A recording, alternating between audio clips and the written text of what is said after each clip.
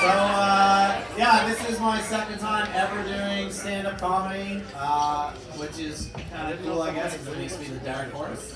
And I read somewhere that horses have big cocks. It's always fun to dream anyway. So, I was in my hammock the other day drinking like 2 liters of chocolate milk, having a good time. And I fucking love chocolate milk, by the way. So before we get started, I just want to talk about how much I love chocolate milk. I love chocolate milk so much that if my face got burnt off in a car crash, I would drink it through my hoop. Now, if you're not from the East Coast or you went to a fancy school, the hoop is your butthole. So, I thought it was pretty clear to say butthole. The hoop. So while I was in my hammock, I had 2 epiphanies. The first epiphany is I figured out why the world's so fucked up right now.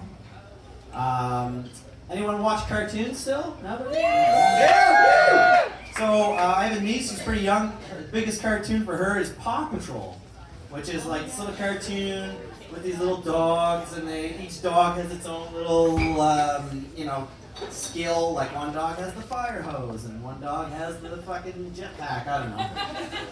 And they all like solve problems. So when I grew up, it was Transformers and G.I. Joes, which is way fucking different. So it's like warmongering psychopaths that solve their problems just by shooting a fuck out of everyone.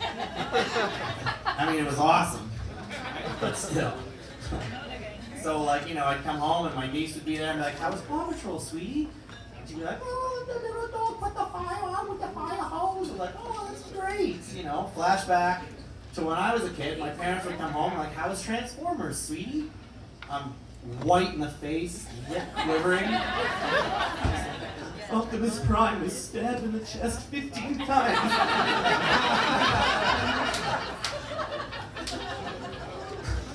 None of us even flinched when OJ killed his wife because we fucking saw it the week before on My Little Pony.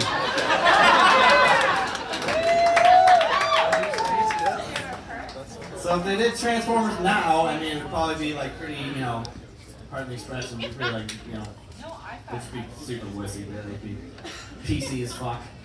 They'd have a robot for every type of person and gender and, sexual orientation.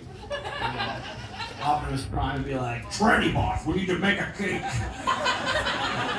"I'm on it, Optimus."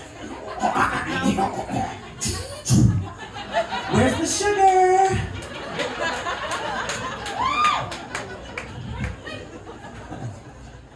So the second epiphany I had is I figured out how to solve domestic abuse. I know, right? I was watching this old episode of 60 Minutes, because apparently that's what I do in my spare time.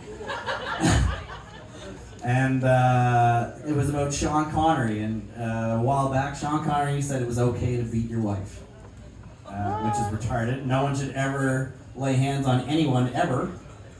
Period.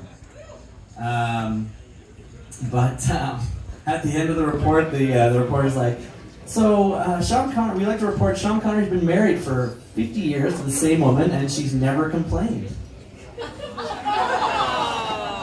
Of course she's never complained. He's fucking beating her like a dirty rug. Sweet Jesus. So anyway, I figured out how to solve this problem. And it's pretty easy, and I'm sure some of you have done it before. And it works for both sides. Women can do it too. Basically, if your significant other's giving you trouble, you just eat a big bowl of chili, go to bed. Right before they're about to fall asleep, you just fucking rip the biggest fire ever, pull the sheets over their head, lock them in. They're gonna struggle for a bit, they're gonna kick and scream, and You turn the volume up on the TV, it muffles their screams from your conscience pretty good, so. Exactly. Dutch oven. People don't Dutch oven enough these days, Celebrity couples, they'd all still be together if they just, took the 5 minutes and Dutch oven the fuck out of their loved one when they piss them off. No problem. Nobody gets hurt. So I'm like, is that a flash or a solid? Oh shit, alright, I'm out.